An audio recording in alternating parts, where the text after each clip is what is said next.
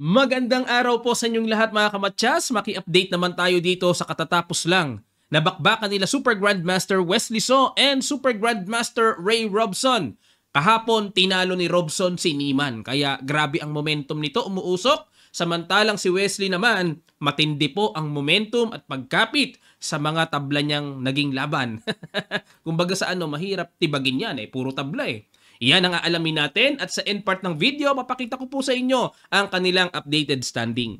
Ang ginawa ni Wesley nag-E4, E5 si Robson, Knight F3, Knight C6, Bishop C4, Gyok o piano, Knight F6, D3, Bishop C5, Knight C3. Yan ang interesting.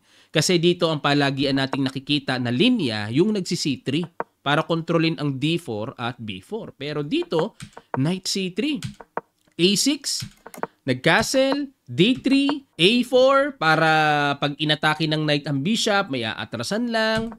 H6 para walang bishop G5 o kaya knight G5 na lundag. At nag-bishop E3, hinamon ang dark square bishop, kinaslingan lang. Kinapture na, takes. Yan po ay double pawn pero syempre, nagbabind pa rin naman sa center kaya okay pa rin yan double pawn na yan. Knight C3, bishop E6, Knight E3 umatras at kinapture din naman ang bishop at yan ang bagong sangag sa position na ito. Dahil sa mga nagdaang laban, ang ginagawa po dito Rook E8 o kaya B6. Ngayon pa lang may naganap na bishop takes C4, Knight takes C4 threat ang pawn, Rook E8, A5. Ayan, para kain lang ng space sa queen side. Nag-B5, tinuluyan pa rin ni Robson. Inenpasan capture, at nag-Knight E3. Yan, para makontrol ang mga squares. B5, para walang Knight C4 mamaya, di na makabalik. B3, para maiwasan naman yung mga basag-basag timing mamaya. A5, ayan, para makapag-produce naman ng pass pawn. Nag-C4. Ayan na, para talagang lubos-lubos na makontrol ni Wesley ang D5 square. Nag-Knight B4, minarkahan ng bad move ng Stockfish computer. Dapat daw ang tira ay Rook B8. Kung capturein man niyang B5, Rook takes B5, kahit papaano, nakatingin sa weak B3 pawn ng puti. Okay? Abang lang sa B5. Pero nag-Knight B4 ang idea ni Robson, atakihin ang pawn sa D3, binarhan syempre Knight D5, Knight B takes D5, C takes D5. Okay? Yun nga lang, napakatigas, makunat ang sentro dito ni Wesley. Nag-Knight D7, naghahanap si Robson ng magandang iikutan. At nag-Rook A2, ganun din, abang-abang lang din. Rook A7, ayan, mga islug-islugan, no? Queen D2, ayan na, naku, papatong na sa A file. At nag-Queen B6, Queen C3, para di makapalag yung isang tore, mabibiti ng pawn sa E5. F6, dinipensahan na. At nag-H4. Ayan, nakita ni Wesley na medyo mahina ang light square sa king side. Kaya pwedeng tulakan ng H4, H5, and Knight H4, Knight F5. Yan po ang laro or sayaw ng positional ideas na yan. Nag-Rook E8 battery, H5, A4. Pero nasa isip ni Robson, nako, lilingkisin na ako ng paunti-unti, Knight H4, Knight F5 na. Kailangan gumawa na ako ng panggulo para ang isipan niya ay magulo sa queen side. At nag-Knight H4, hindi pinansin ni Wesley, tuloy pa rin. B4, istorbo pa rin. Queen B2, C4, talagang pinapagpag talaga ni Robson ng queen side. Nag-sacrifice, Knight C5, good move. Pero kitang-kita sa evaluation bar na nagugustuhan naman ng computer engine ang discarding in-apply dito ni Robson. Kumapture sa A4 at nag-B3 push, Rook A3, Rook takes A4, capture, at nag-Knight F5. Sa kagustuhan ni Wesley, maitungtong talaga ang Knight sa F5 na pinapangarap ng Yokabab na yan. Pero, ang accurate daw ay King H2. Bigla kasing parang pumosisyon no? Medyo sa human side parang biglang lumamya ang tira Siyempre tayo, hinahanap natin sa mata natin yung agresibo, may energy, di ba? Kaya Knight F5 ang ginawa dito ni Wesley Rook takes C4 na brand X naman si Robson. Kasi ang tira daw na accurate dito ay Rook A2.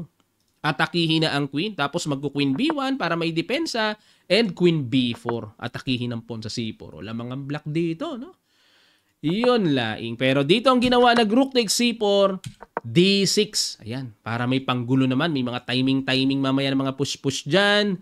Nag-King H7, ilag na. Baka mamaya tamaan pa ng mga check-check. Queen E2, good move. Atake sa tore.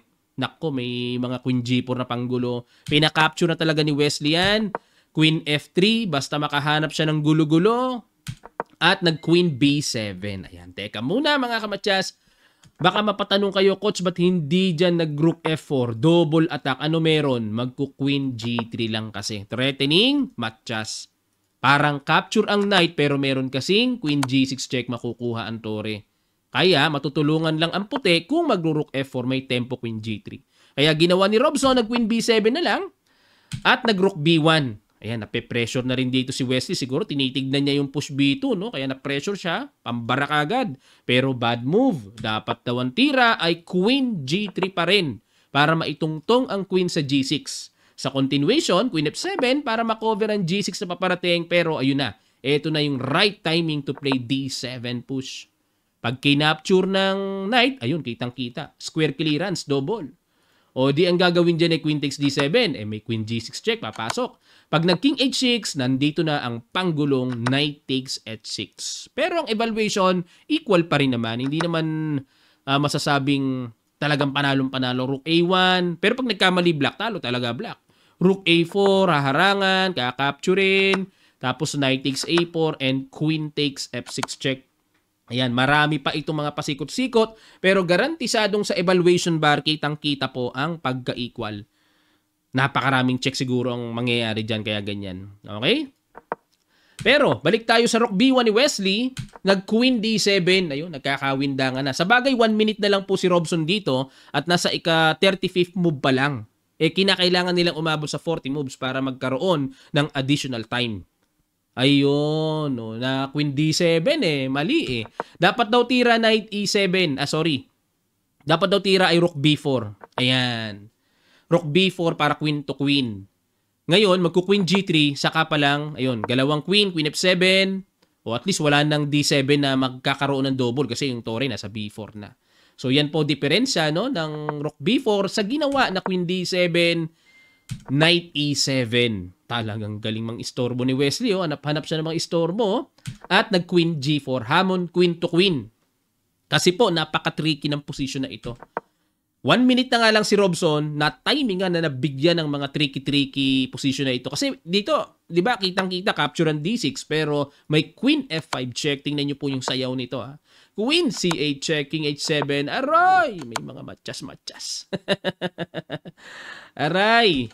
May mga ganong tricky na paparating na mabibigla ka na lang. Hala, may matchas na. So dito na Queen G4 hamon, pero umiwas Queen C3, Rook C4 hinabol, Queen A5. Ayun, sa kagustuhan ni Wesley, makagulo-gulo talaga, makahanap ng mga panggulo-panggulo, time attack, pero bad move pa rin. Ang accurate daw ay D7. Yan pala. Mas mabilis na ba yan? Binigay na continuation Knight takes D7 and Queen takes B3. Ayun. At least wala na yung depensa ng pawn. Pag nawala yung pawn, kahit pa paano medyo giginhawa na puti. Kasi delikading yung pawn ng black Ngayon, kung ang ipang-capture ay Queen, syempre, lipad ang tore. Paano kung makipagsabayan? May D8 Queen. O di may threatening matchas. Continuation, Queen C4 para makover yon. Tapos magda Knight G6. Ala, nako, kakatakot. May matchas sa ilalim. O di obligado, babarhan ng Queen yan. Dito magkakaroon ng tinatawag na perpetual check. Walang katapusang check. Tabla. Okay, balik tayo. Yun pala yun. D7 ang accurate. Pero ang ginawa ni Wesley, nag-Queen A5. Nako, losing siya. Nag-B2 good move. Nako, eto na po paparating Rook C1. Di pwedeng capturing yan kasi pag Rook C1 check angat, matchakaw. Nako, talaga hirap ng chess, Ngayon, ang ginawa dito, obligado. Naobliga si Wesley bumalik. Para hindi effective ang Rook C1 check. Rook D4, yun lang. Hindi na rin tinamaan. Queen takes H5 lang pala. Ang hirap din naman kasi timplahin ng accurate, Biglang kukunin lang pala yun.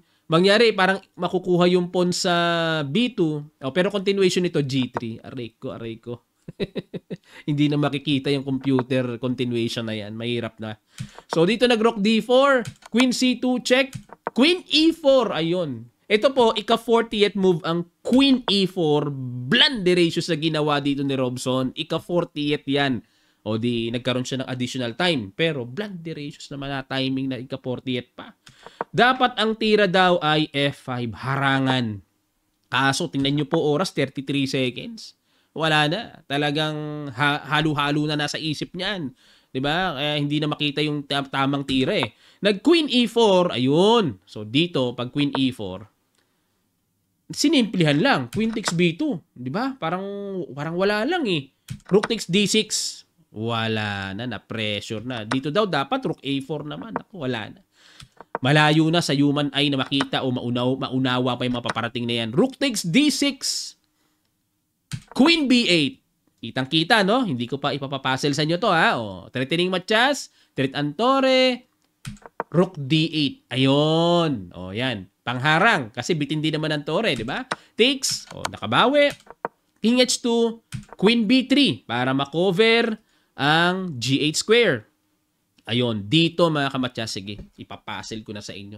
Merong excellent move dito na binitawan si Wesley. Talagang pilim-pili yung tira na yon. Sa ilang sandali lang, tutuloy kagad natin. Start.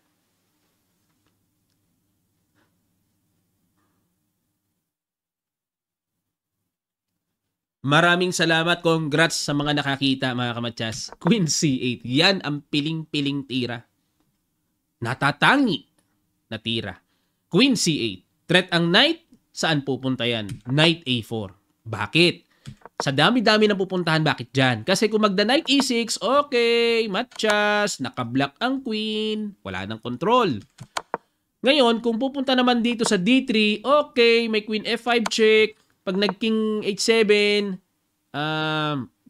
knight G6 check. Siyempre, pag dito, may check doon, delikado. 'Di ba? Aangat uli yan, dito na lang yan. May knight takes E5.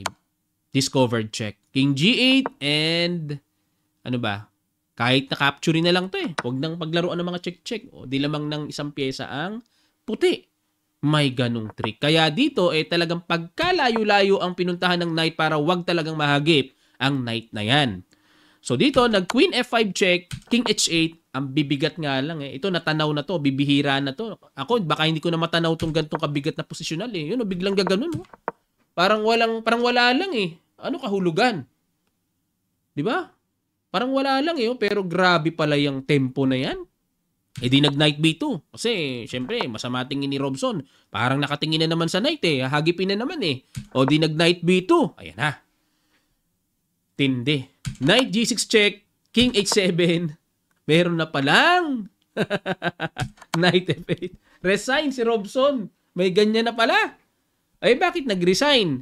Kasi kahit saan pumunta eh. Pag nag-king H8, mayroong knight E6 threatening Matias na misplace ang queen at knight.